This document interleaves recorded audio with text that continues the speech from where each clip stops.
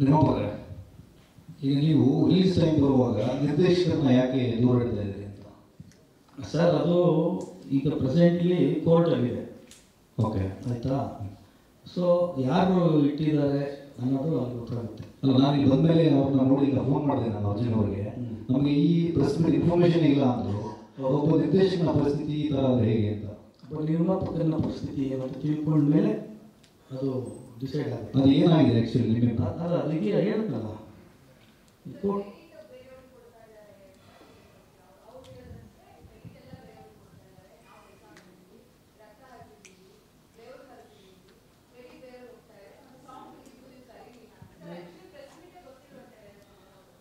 ಅಲ್ಲ, ಇವರು ಈ ಧ್ರುವ ಸರ್ಜಾ ಅವರು ಮನಸ್ಸು ಮಾಡಿದ್ರೆ ಆಗ್ತಿದ್ರು. ಯಾಕಂದ್ರೆ ಹಿಂದಿ ಸಿನಿಮಾನ ಕೂಡ ಅವ್ರ ಜೊತೆ ಕೆಲಸ ಮಾಡಿದ್ದಾರೆ.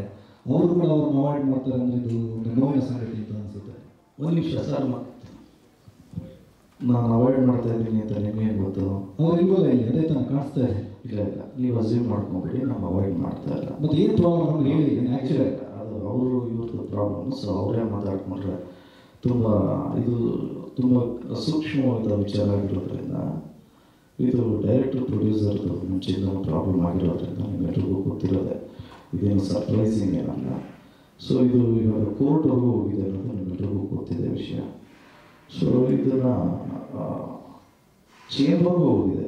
ಸೊ ಚೇಂಬರಲ್ಲಿ ಬಗೆಹರಿದಿರೋದು ಇವಾಗ ಕೋರ್ಟ್ಗೆ ಹೋಗಿದೆ ಅಲ್ವಾ? ಸೊ ಚೇಂಬರ್ಗಿಂತ ದೊಡ್ಡವನ ಸರ್ ನಾನು.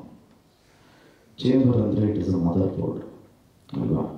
ಅಲ್ಲೇ ಬಗೆಹರಿಲಿಲ್ಲ ಅಂದರೆ ಸೊ ನಾನು ಅದಕ್ಕಿಂತ ದೊಡ್ಡವನಲ್ಲ ಸರ್. ಸೊ ಇವಾಗ ಪ್ರೊಡ್ಯೂಸರ್ ಮಾತಾಡಿದ್ರೆ ಚೆಂದ. ಅದಕ್ಕೆ ಒಂದು ಮಧ್ಯಂತರ ಅರ್ಜಿ ಹಾಕಿದ್ರು, ಅದು ನೆನೆ ವಜಾ ಆಗಿದೆ. ಸೊ ನಿಮ್ಮ ಗಮನಕ್ಕಿರಲಿ. ಬಹುಶಃ ಮಧ್ಯಂತರ ಅರ್ಜಿ ಅಂದರೆ ನಿಮಗೆಲ್ಲರಿಗೂ ಅದರ ಅರ್ಥ ಗೊತ್ತಿದೆ. ಸೊ ಅವ್ರದ್ದೇ ಸಿನಿಮಾ ಬೆವರು ಮತ್ತು ರಕ್ತ ಹರಿಸಿರೋರು ಸಿನಿಮಾನ ಮಧ್ಯಂತರ ಅರ್ಜಿ ಹಾಕ್ತಾರೆ ಅಂದರೆ you can yourself analyse.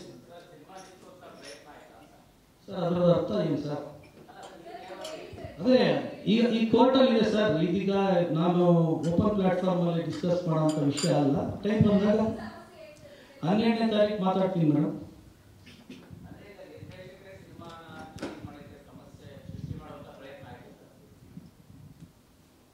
ನಾನು ಅಲ್ಲ ಅದೇ ಈಗ ನಿಮಗೆ ಒಂದು ಡಾಕ್ಯುಮೆಂಟು ಆಲ್ರೆಡಿ ಇದೆ, ಅದನ್ನು ನೋಡಿಕೊಂಡ್ರೆ ನಿಮ್ಗೆ ಅರ್ಥ ಆಗುತ್ತೆ. ಬಹುಶಃ ಇದು ಈ ವೇದಿಕೆ ನಾವು ಒಂದು ಸಂತೋಷದಿಂದ ಒಂದು ಸಿನಿಮಾ ಮಾಡಿ ಜನಕ್ಕೆ ಮುಗಿಸ್ಬೇಕು ಅನ್ನೋದು ನಿಟ್ಟಿನಲ್ಲಿ ಇವಾಗ ಇಷ್ಟು ಜನ ಕೂತಿದ್ದೀವಿ ಅಂದರೆ ಇಷ್ಟು ಜನಕ್ಕೆ ಸಿನಿಮಾ ಮೇಲಿರೋ ಒಂದು ಕಾಳಜಿ ಅಲ್ವಾ? ಸೊ ಇದೇ ಕಾಳಜಿ ಉಳಿಸ್ಕೊಂಡು ಹೋಗ್ಬಿಟ್ಟಿದ್ದಿದ್ರೆ ಸೀಟ್ ಯಾರಿಗೂ ಕಿತ್ಕೊಳಕ್ಕಾಗಲ್ಲ ಯಾರು. ಇದು ನನ್ನ ಅನಿಸಿಕೆ.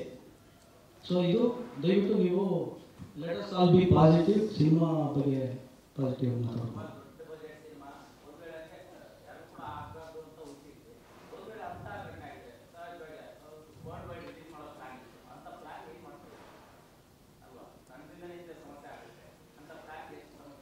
ಸರ್